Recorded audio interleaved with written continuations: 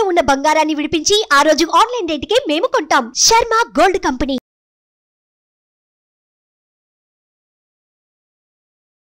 నమస్కారం, నేను మీ జాహ్నవి. మనతో ఉన్నారు ప్రముఖ జ్యోతిష్య వాస్తు పండితులు, జ్యోతిష్య వాస్తు శిక్షణ నిపుణులు, ప్రముఖ ఆధ్యాత్మికవేత్త, లలిత ఉపాసకులు బ్రహ్మశ్రీ నానాజీ పట్నాయక్ గురువు గారు. సూక్ష్మంలో మోక్షం ఈ ప్రత్యేక కార్యక్రమం ద్వారా మనకున్నటువంటి ప్రతి సమస్యకి ఎంతో చక్కటి పరిష్కార మార్గాలు అందిస్తూ మనందరికీ విషయ పరిజ్ఞానాన్ని కూడా తెలియజేస్తూ ఉన్నారు కదా గురువుగారు. అయితే మనందరికీ సాధారణంగా ఇళ్లల్లో ఉండే ఒక సమస్యకు సంబంధించి గురువుగారి మాటల్లో పూర్తి విషయ పరిజ్ఞానాన్ని తెలుసుకుందాం. నమస్కారం గురుగారు. శ్రీమాత్రే నమః. అయితే గురుగారు, ఇళ్లల్లో కామన్ గా ఎక్కువ మందిలో ఒక్కొక్కసారి ఒక్కొక్క వస్తువు వచ్చిన ఇది అంటే ఆ వేళ విశేషం నిజంగా కలిసి రాదు. వేళ విశేషం అనాలో అనకూడదు. ఇక్కడ ఒక్కొక్క వస్తువు ఎందుకో తెచ్చిన తర్వాత అంటే రీసెంట్ గా నాకు జరిగిన విషయమే నేను చెప్తున్నా. ఇట్లా నేను చెప్తే చాలా మందికి కూడా ఇలాగే అయ్యిందంట. ఒక్కొక్క వస్తువు, సైకిల్ కొననివ్వండి లేదా ఇల్లు కొననివ్వండి, ఓకే, చిన్న వస్తువు అయినా ఒక్కొక్కసారి తెచ్చిన తర్వాత అది ఇంట్లో ఏదో తెలియని ఒక అనర్థాలు, గొడవలు, ఒకసారి పెద్ద పెద్దవే కోల్పోయే స్థాయి దాకా వెళ్ళిపోతూ ఉంటాం. అయితే అలా వస్తువు ఏదైనా కొన్నప్పుడు, అది ఇళ్ళైనా ఏదైనా ఇంట్లో వస్తువులైనా కొన్నప్పుడు ఇది కలిసి వచ్చింది, కలిసి రాలేదు, మనం ఎలా తెలుసుకోవాలంటారు? అలాగే నిజంగా ఉంటుందంటారు, ఇది జస్ట్ మా అపోహలు మాత్రమే అనుకోవాలి? లేదమ్మా, దీనికి 3 రకాలుగా ఉంటుంది. ఒక రకంగా కాదు. దీనికి అసలు మనం ఎందుకు ఆ వస్తువు ఆ సమయంలో కొనడం వల్ల ఎందుకు జరిగింది, మీరు కొనుక్కునే సమయమా కాదా, ఇంట్లో ఆ వస్తువుని తీసుకెళ్ళి ఎక్కడ పెట్టడం వల్ల జరుగుతుంది అనేది ఉంటుంది. 3 రకాలుగా ఉంటుంది. ఒకటి, పాయింట్ నెంబర్ 1, మీకు 3వ అధిపతి మహాదశలు కానీ షష్టమాధిపతి మహాదశలు కానీ పర్టికులర్గా జరిగేటప్పుడు, అంటే ఆ మహాదశ ఫలితాలు వస్తాయి. ఒక్కోసారి ఆ దశ నాదుడు కాదు కానీ ఒక్కోసారి ఆ దశ ఫలితాలు వస్తాయి. 3 లేదా 6 ఫలితాలు వచ్చేటప్పుడు కనుక మీరు ఏదైనా ప్రాపర్టీ కొన్నారనుకోండి, లేదా మీ జన్మజాతకంలో 4వ స్థానం మీద పాపగ్రహ సంబంధం వచ్చింది గోచారంలో, లేదా 4వ స్థానం పాడైనటువంటి మహాదశలు నడుస్తున్నాయి, ఆ సమయంలో మీ పేరు మీద ప్రాపర్టీ కానివ్వండి, కారు, వస్తువు, బంగారం ఏది కొన్నా కానీ అది మీ దగ్గర నిలబడదు. ఇంకది దాన్ని అమ్మేయాల్సి రావడము, అది వచ్చినప్పటి నుంచి ఏదో ప్రాబ్లమాటిక్ క్రియేట్ అవ్వడము జరుగుతూ ఉంటుంది. అలాగే ఇప్పుడు మీకు 3వ అధిపతి ఎవరు, 6వ అధిపతి ఎవరో చూసుకొని ఆ హోరల్లో కొన్న ఇబ్బంది వస్తుంది. అందుకే మనకు శాస్త్రాల్లో శుక్రహోర, గురుహోర లేదా చంద్రహోర, బుధహోర ఇవి తీసుకోమని చెప్తారు. ముఖ్యంగా గురు శుక్ర హోరాల్లో చేసుకోవచ్చు, ఏదైనా వస్తువు కొనవచ్చు. అయితే అందులో కూడా ఈ గురువు కానీ శుక్రుడు కానీ మౌఢ్యమిలో ఉంటే పనికిరాదు. మళ్ళీ ఎగ్జామ్షన్స్ చాలా ఉంటాయి జ్యోతిషాస్త్రంలో, అది చూసుకోవాలి. అలా కనుక మీరు చూసుకొని తీసుకున్నట్లయితే ఖచ్చితంగా బాగుంటుంది తీసుకున్న వస్తువు. అయితే ఒక్కొక్కసారి ఏమవుతుంది, వీళ్ళ జన్మజాతకంలో ఆ దశలు నడవవు కానీ గోచారంలో ఆ పర్టికులర్ 4th హౌస్ అంటే వస్తువు ఏదైనా, అది గృహము, వాహనము, ఏ నగ దగ్గర నుంచి అన్ని 4th హౌస్లో ఉంటాయి, 2nd హౌస్లో కూడా ఉంటాయి. అక్కడ ఏదైనా పాపగ్రహ సంబంధం ఉన్నప్పుడు ఆ టైంలో కొనకుండా ఇంట్లో ఇంకోళ్ళ పేరు మీద కొనుక్కోవచ్చు, అలా చేయొచ్చు.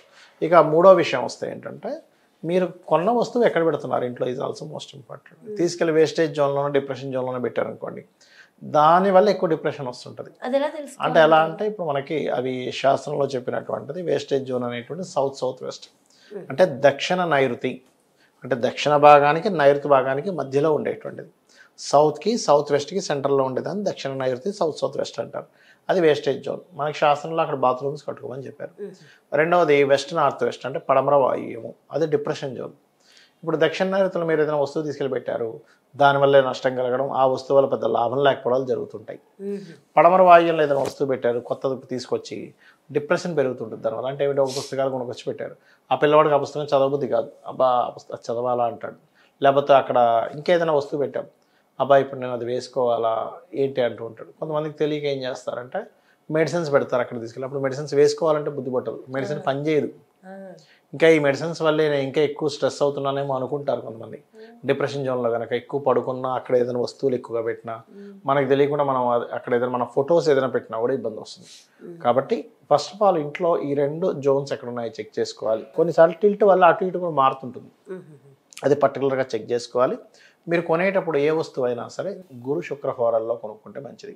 అయితే శుక్రహోరల్లో కొనుక్కున్నాం కదా అంటే, శుక్రుడు ఆ రోజు ప్లానటరీ పొజిషన్స్లో ఎలా ఉన్నాడు, ఉదాహరణకి నెక్స్ట్ మంత్ మనకి రాబోతుంది, నెక్స్ట్ మంత్ 19వ తేదీ వరకు శుక్రుడు నీచంలో ఉంటాడు. ఆ టైంలో కొనడం వల్ల ఎటువంటి ఉపయోగం ఉండదు. గురువు బాగానే ఉంటాడు, గురుహోరలో కొనవచ్చు కానీ శుక్రహోరలో కొనకూడదు.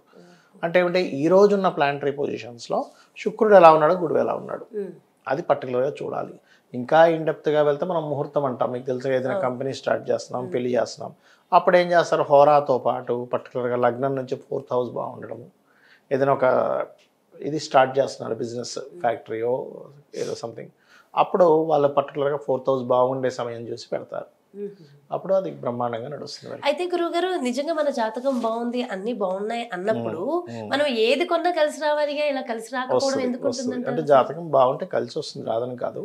మీరు కొన్న సమయం ఏదో తప్పుడు హోరలోనో తప్పుడు లగ్నంలోనో ఇంట్లో పెట్టడం, తప్పుడు ప్లేస్ లోనే పెట్టుంటారు. మేము ఒక సైకిల్ కొన్నాము, అది ఆదివారం రోహిణి నక్షత్రం వచ్చింది. రోహిణి నక్షత్రం మంచిదే, నక్షత్రానికి సంబంధం లేదు.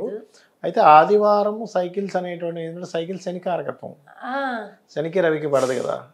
ఏ బుధవారమో శుక్రవారం కొనుక్కోవచ్చు సైకిల్.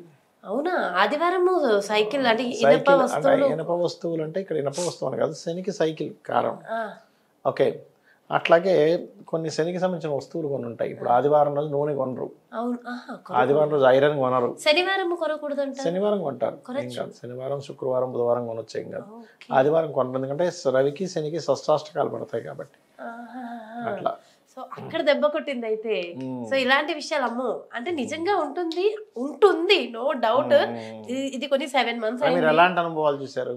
ఏదో ఒక లేట్ అవ్వడం అన్ని అట్లా అవుతుంది. అన్ని లేట్ కాదు, ఎంత వర్స్ట్ అనుభవం చేశానంటే ఆ సైకిల్ ఆదివారం రోజు కొన్నాం. నేను ఆ రోజు ఇక్కడ లేను, షూట్ కోసం కాకినాడ వెళ్ళా. మా అబ్బాయి సైకిల్ కొని మా హస్బెండ్ నా కోసం కాకినాడ వచ్చారు. ఆ రోజే సిక్ అయ్యాడు మా అబ్బాయి. ఆ రోజు సిక్ అయ్యాడు, 15 రోజులు 20 రోజులు సిక్ అయ్యాడు. అబ్బాయి సిక్ అవ్వడానికి కూడా సైకిలే కారణం అవ్వాలని రూల్ లేదు. మీ అబ్బాయి జాతకంలో ఏదైనా సిక్ అయ్యే టైం నడుస్తుంది అనుకోండి, 4-6 కాంబినేషన్ నడుస్తుంది, 5కి నెగేటింగ్ దశలు నడుస్తున్నాయి, ఇమ్యూనిటీకి గోచారంలో అక్కడ ఏదైనా సిక్ అయ్యే టైం వచ్చింది, దానివల్ల కూడా అవుతుంది. బట్ సైకిల్ మాత్రం ఈ సండేస్ కొనడం మాత్రం కరెక్ట్. ఓకే, ఇలా ఖచ్చితంగా ఉంది. అయితే ఇప్పుడు మేమనే కాదు, ఎవరైనా సరే ఇలాంటివి ఉన్నప్పుడు లేదా ఇంట్లో ఎవరైనా గతించినప్పుడు తొందరగా బయటపడాలి, ఎవరు కూడా ఎక్కువ రోజులు ఇబ్బందుల్లో ఉండాలని అనుకోం కదా గురువు గారు. సో ఇలాంటి వస్తువులు కానీ లేదంటే ఏదైనా సరే ఇల్లు కొన్న ఏది కొన్నా దాన్ని ఇచ్చేయాలన్నా ఒక్కొక్కసారి ఇచ్చేయలేము, ఇమీడియట్ గా అవ్వదు. అలా దానికోసం ఏమైనా ప్రత్యేకించి వాళ్ళకి 3వ అధిపతి మహాదశలు నడుస్తే ఇచ్చేస్తారు, అదే పెద్ద విషయం కాదు. 3rd హౌస్ లాడ్ ఫలితాలు జరుగుతాయి, ఇస్తారు. 3rd 6 ఫలితాలు జరుగుతాయి, మనిషి దశ బాగున్నట్టే, దానికి అంత ఇబ్బంది ఏం లేదు.